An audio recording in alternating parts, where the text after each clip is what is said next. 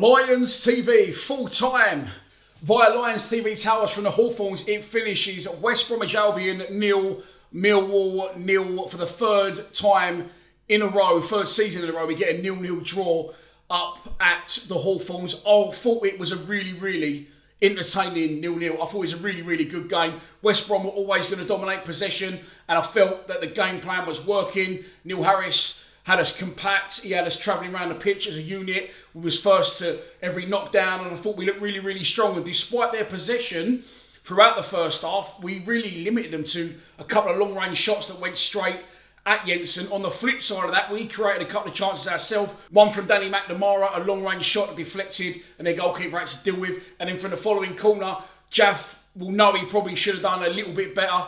He's not a striker, he didn't wrap his foot around it. But the glaring one is towards the end of the first half, where Langstaff does really well again. He's assisted against Preston and against Queen's Park Rangers, and he gets to the byline. It looked like the move was dead, and he puts a brilliant ball across the box, and Aziz just has to connect, and he scores. He doesn't even really attempt to go for the ball. I don't know whether he wasn't expecting it to come to him. I don't know whether he saw it late. And again, I think he had a really good game, Aziz. I think he showed his defensive duties were strong as well as going forward. And I think he just needs a run of games. And if he had that run of games, maybe he scores. The second half was a different story. I felt it was a lot more open. I felt it was a lot more end-to-end. And I don't feel that West Brom dominated the possession as much. And we had some good opportunities ourselves. I'm going to say it because I said it during the live stream. The Jake Cooper slander has to stop, because Cooper was fucking unbelievable today alongside Tanganga. It's a really gritty, strong performance. McNamara was excellent. They was all brilliant, and they looked dead on their feet, a lot of them, and changes had to be made.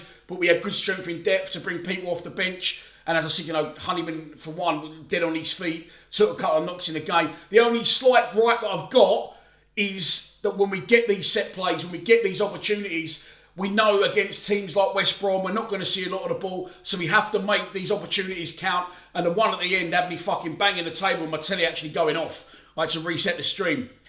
From Honeyman, who's worked tirelessly again. He's took fucking knocks for the team, and he's been involved in battles, and he's hurt his ear at one point, and he's fucking elbow the next. But that free kick at the end, where him and Saville were standing over it, holding court, they was talking about it for ages, and I said, I hope this goes where it should do now after the amount of time that they spent talking about it, and it just goes into an area where there's, Andre the Giant wouldn't have got his fucking head on it. I don't know, it's just that little bit of quality, the frustration after working so hard in the game and doing all this shit that we've had to do, and all the work the footballers don't want to do, to then get presented that opportunity to then not take it or even get it into an area.